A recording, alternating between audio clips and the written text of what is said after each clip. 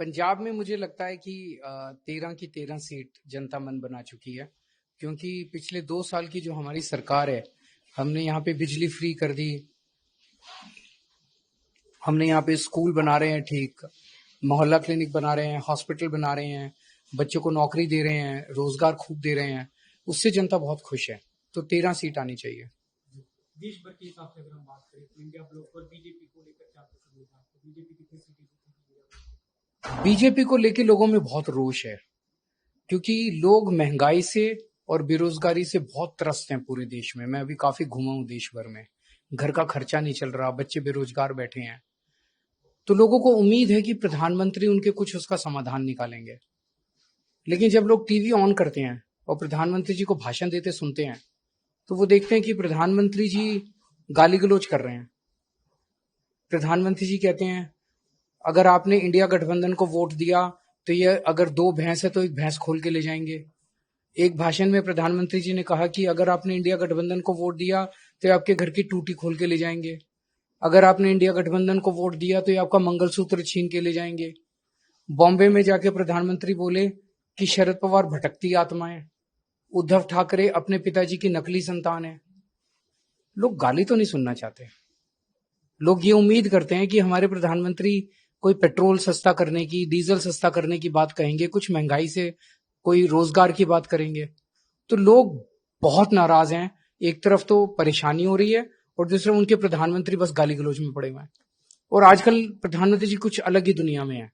वो अभी पिछले 10-12 इंटरव्यू अगर आपने उनके देखे हो, तो प्रधानमंत्री जी अब खुल के बोल रहे हैं कि मैं आम इंसान नहीं हूं, मैं भगवान का अवतार हूं। मैं अपनी मां की पेट से पैदा नहीं हुआ, मैं इस पृथ्वी पे प्रकट हुआ हूं।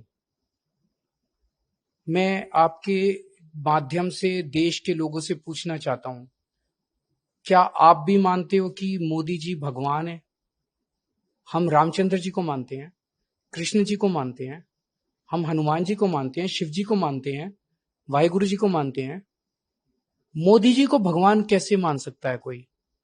और आजकल इनके पूरे चेले चपाटे भी उनको, संबित पात्रा कहते हैं कि भगवान जगन्नाथ मोदी जी के भक्त हैं। नड्डा साहब कहते हैं कि मोदी जी देवताओं के देवता हैं।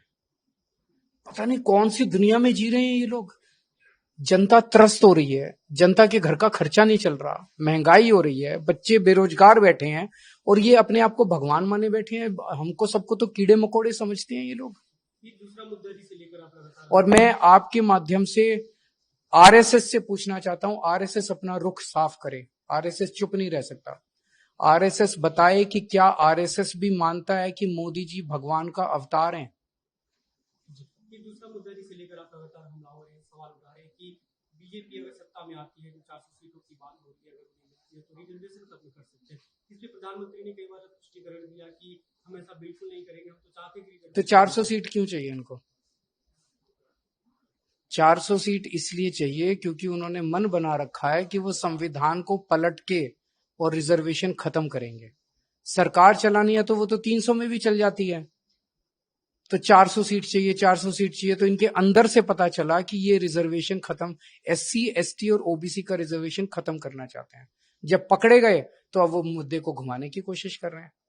पंजाब के दिनों के आपकी जो कैंपेन हो रहे हैं, जो रैली दोस्त हो रहे हैं, गृह मंत्री अमित शाह का जो हालिया बयान था उसे लेकर आप लगातार सवाल उठा रहे हैं कि पंजाब की सरकार खत्म कर दी जाए। भारत के इतिहास में पहली बार ऐसा हुआ गया कि कोई गृह मंत्री किसी राज्य में आता है। अभी लुधियाना आए 2 दिन पहले गृह मंत्री जी, और पंजाब के लोगों को धमकी दे के गए हैं, खुलेआम धमकी, गुंडागर्दी, कि 4 जून के बाद पंजाब के लोगों ने जो सरकार चुनी है उस सरकार को बर्खास्त कर देंगे, गिरा देंगे, और तुमने जो प्रधानमंत्री मुख्यमंत्री चुना उस मुख्यमंत्री को हटा देंगे। कैसे हटा देंगे जी? 117 में से 92 सीट है। ईडी भेजोगे, सीबीआई भेजोगे, क्या करोगे? डराओगे, धमकाओगे, खरीदोगे, क्या करोगे? मतलब खुलेआम गुंडागर्दी मचा रखी है।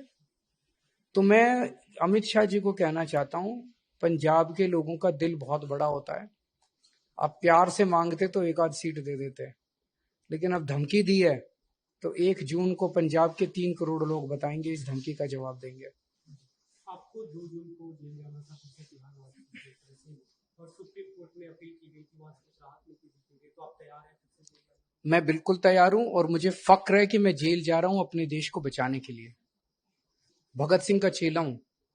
भगत सिंह देश को आजाद कराने के लिए फांसी पे चढ़ गए।